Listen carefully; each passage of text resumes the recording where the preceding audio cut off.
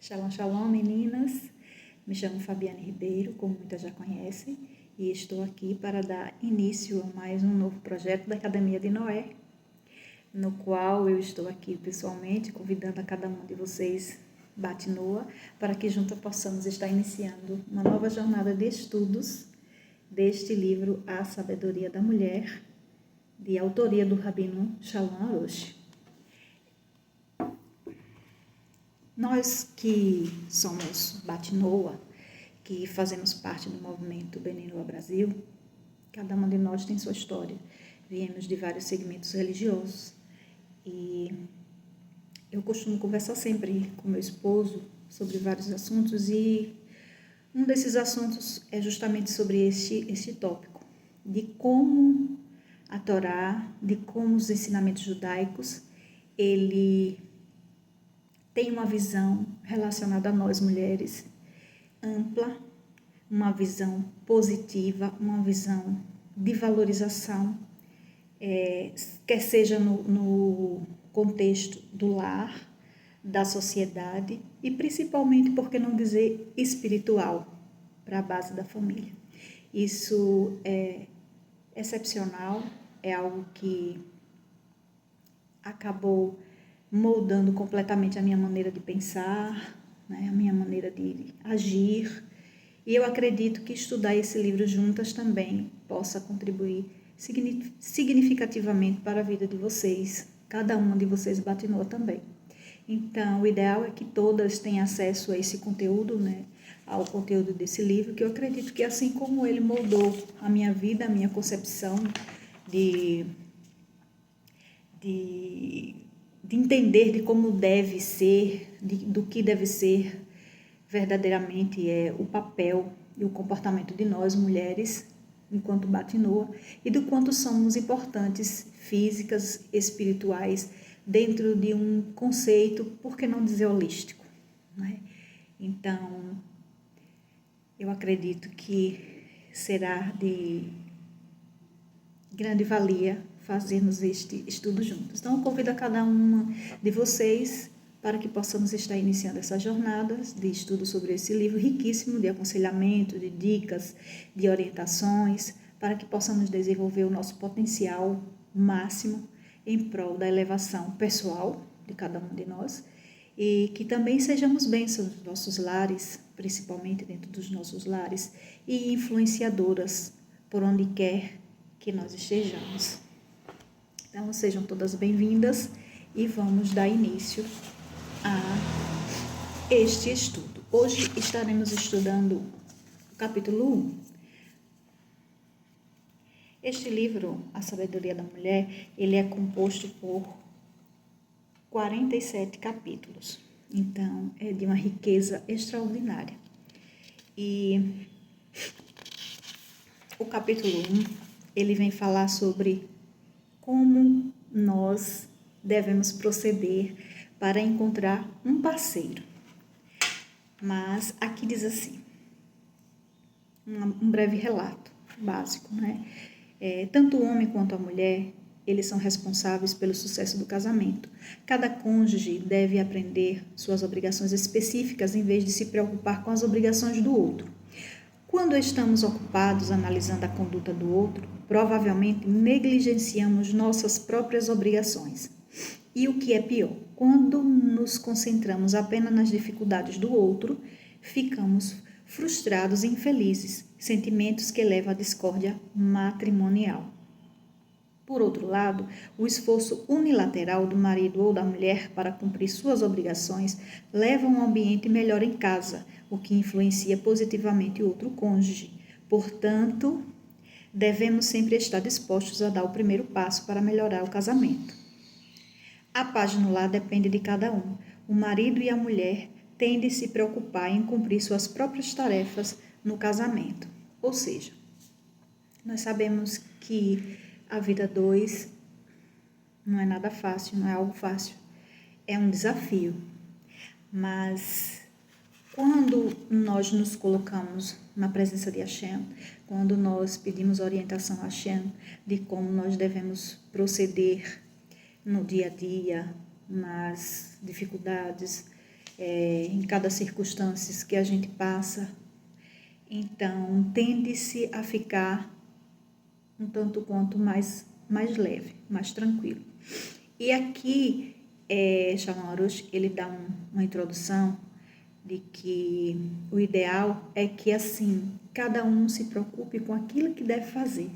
Ou seja, eu não tenho que estar preocupada com o que o meu esposo tem que fazer, com o papel que ele vai cumprir. A parte que me cabe já é o suficiente para que eu me sinta ocupada e para que eu desenvolva as minhas habilidades dentro do casamento. Isso já é muito bom, porque a gente já consegue ter um direcionamento bem básico. Aqui ele diz mais, nós, mulheres, nós somos o principal recipiente da iluminação divina neste mundo. Então, veja quão abençoados nós somos, né? A ponto do escritor dizer que nós somos o principal recipiente da iluminação divina neste mundo. Isso é uma bênção e é uma responsabilidade muito grande ao mesmo tempo. Então, quanto mais as pessoas têm um casamento feliz, mais sentem a presença de Hashem em seu meio. Aonde existe a paz, a harmonia, a união, a cumplicidade, a amizade, o entendimento, o acolhimento, o aconchego, nós costumamos sentir que estamos na presença de Hashem. Por quê? Porque todo o sentimento é de paz, é de bondade. Então, nós devemos sempre procurar fazer com que o nosso ambiente do nosso lar, ele seja o mais favorável possível, né? Para que as pessoas se aproximem de Hashem e experimentem a doçura da verdadeira harmonia conjugal. Quanto mais próximo eu estiver de Hashem, com certeza a minha casa vai estar mais em paz. Quanto mais eu me dedicar a aprender do Eterno, mais a minha casa vai estar em paz. Quanto mais eu me dedicar às preces, às orações, mesmo que eu esteja passando por momentos difíceis, de dificuldades, porque isso acontece na vida de cada ser humano,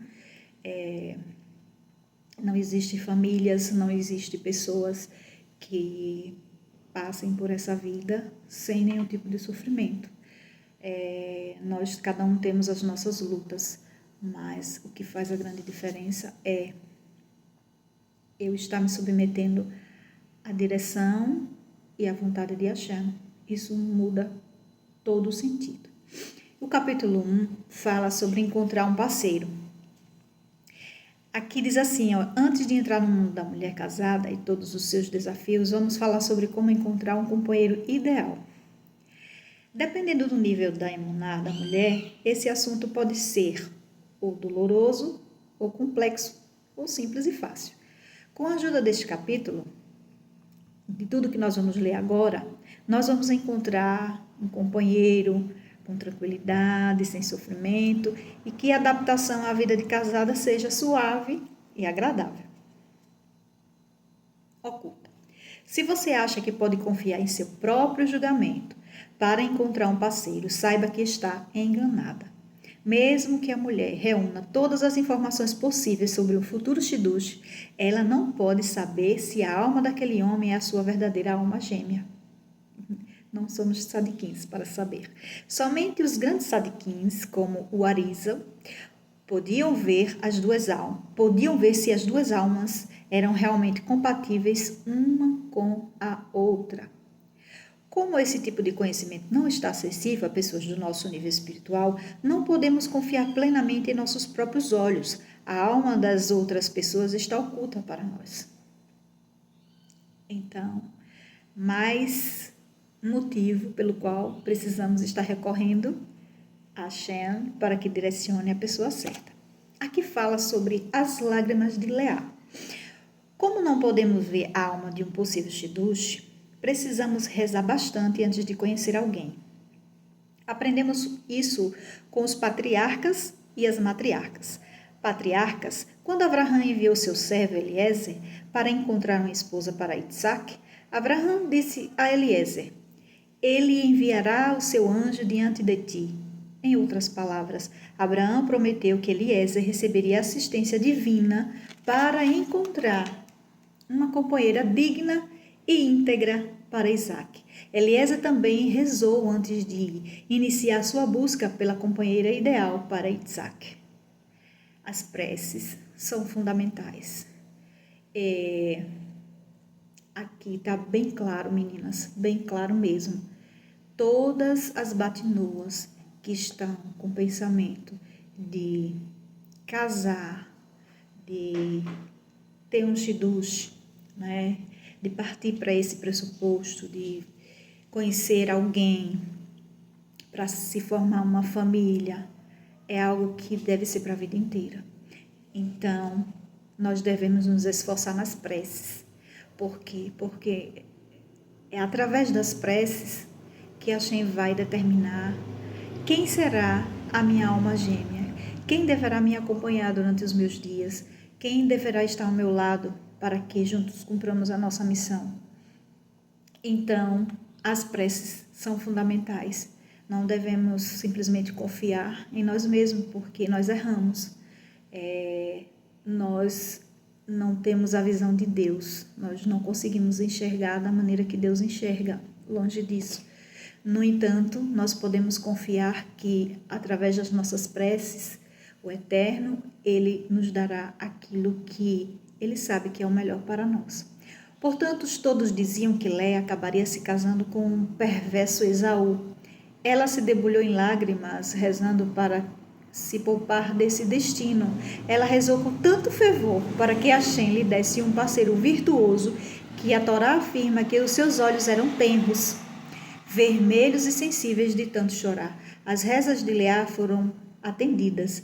Ela mereceu casar-se com Yaakov e dar à luz a 6 dos 12 filhos que ele teve, muito mais do que o que lhe cabia, já que Yaakov tinha 4 esposas. As ações de Leá nos ensinam que a reza deve preceder todos os nossos esforços e atividades, principalmente na busca por um parceiro. Antes de uma jovem procurar casamenteiras ou amigas para encontrar um noivo, ela deve iniciar suas ações com reza a Hashem, o casamento supremo, e pedir o melhor e mais apropriado companheiro. Só Hashem sabe quem é o melhor partido, por isso rezar aumenta as chances de se conseguir a verdadeira alma gêmea. Tá aí o segredo. Apoiando-se em Hashem. Já que não pode confiar em ninguém, a não ser em Hashem, para encontrar a alma gêmea, a mulher que procura um companheiro deve colocar o seu destino completamente nas mãos de Deus e não depender das suas próprias impressões ou opiniões. Ela deve se voltar a Hashem, pedir que ele guie pelo caminho certo, desde os encontros com o futuro noivo ao dia do casamento e dali em diante.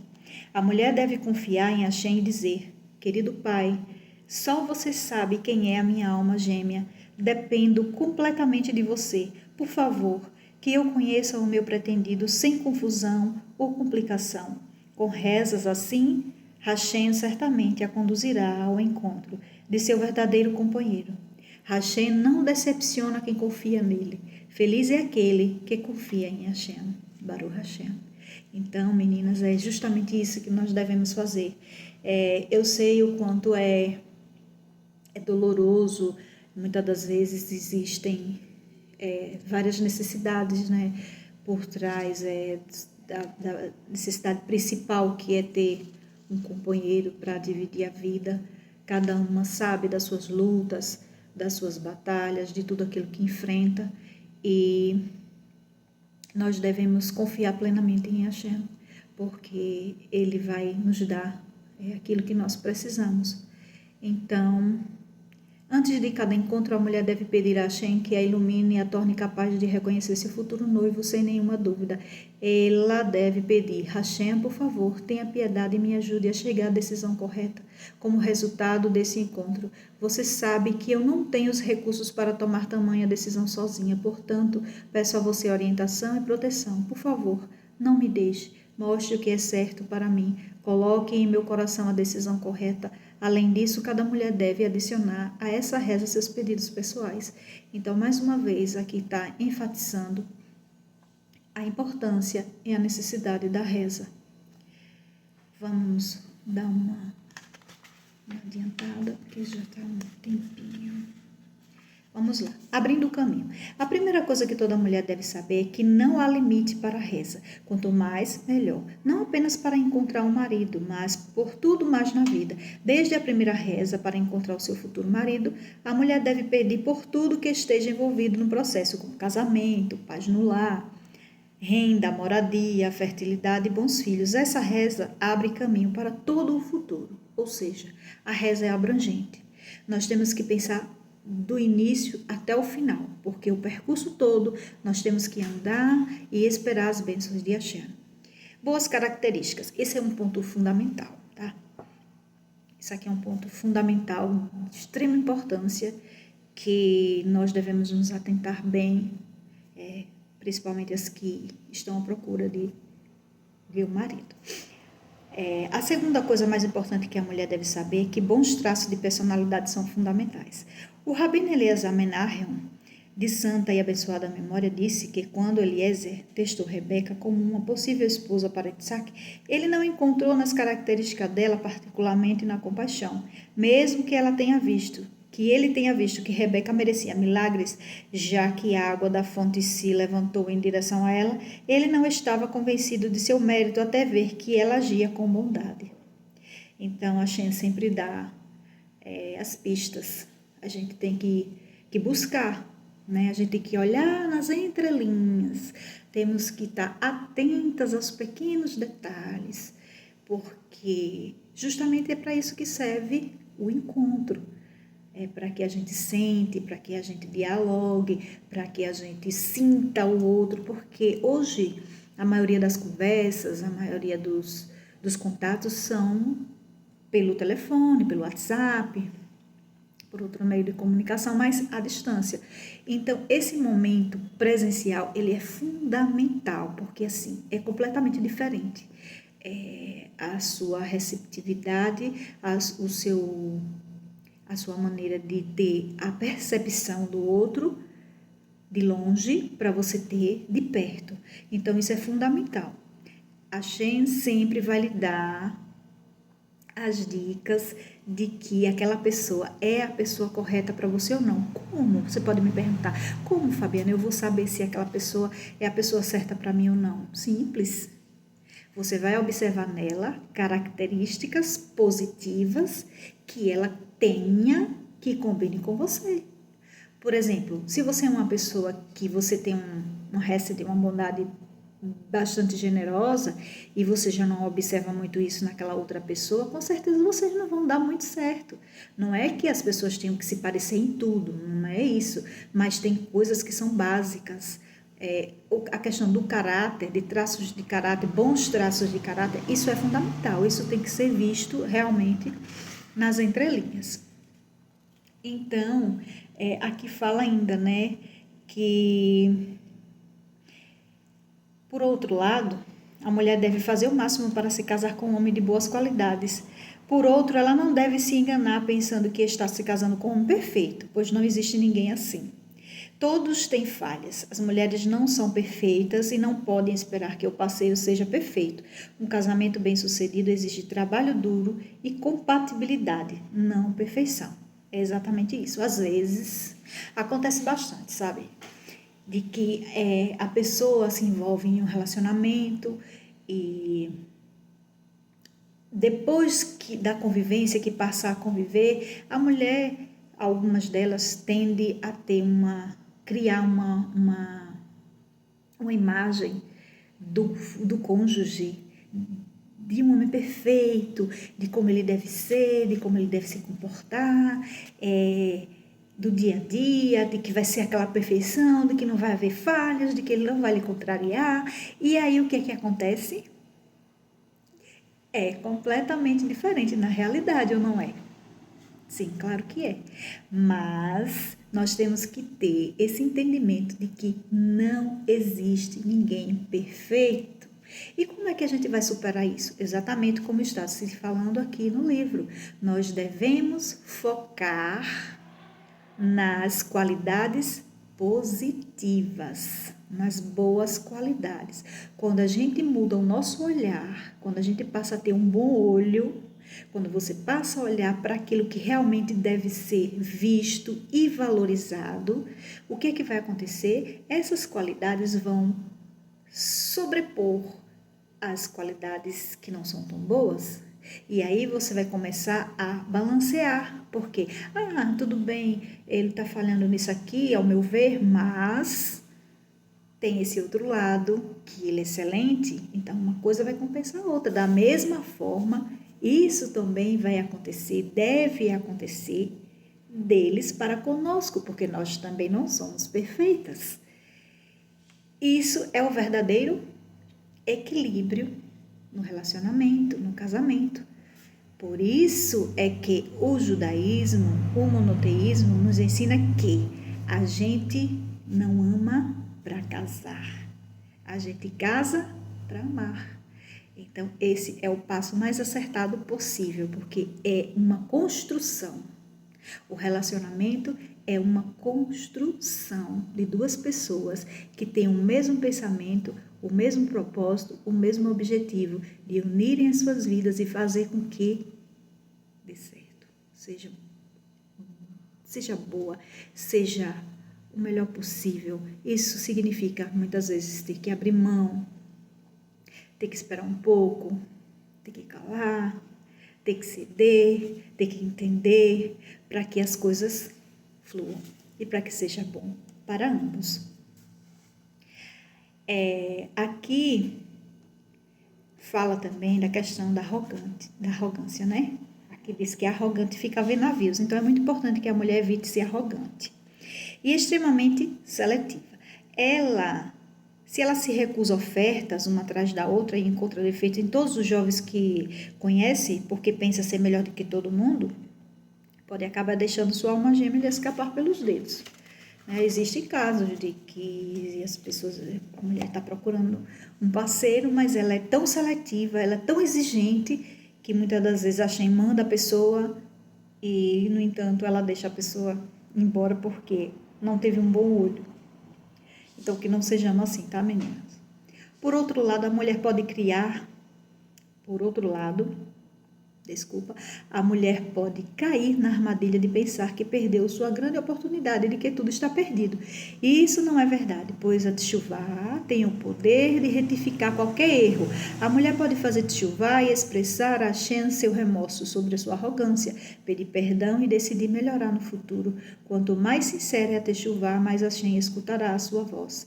Terá compaixão e rapidamente lhe mandará um maravilhoso companheiro. Ou seja, Hashem não criou ninguém, nem o homem nem a mulher, para que vivam sós. Ele criou uma única alma e a dividiu em duas partes. Essas duas partes desceram, se encarnaram e estão aqui, para que uma possa encontrar a outra. Eu faço votos de que vocês sejam sábias, mulheres estudiosas, e que sigam as orientações desse livro maravilhoso, porque vocês terão grandes chances de encontrar a sua alma gêmea o mais breve possível. Que a Shem as abençoe e convido para que nós possamos estar juntas muito em breve para estudarmos o capítulo de número 2, que tem por título Casamento Cumprindo o Propósito da Criação. Será uma bênção e uma honra estar aqui mais uma vez estudando com vocês sobre de como devemos proceder para sermos mulheres sábias. Que a Shem abençoe e até o próximo vídeo. Shalom!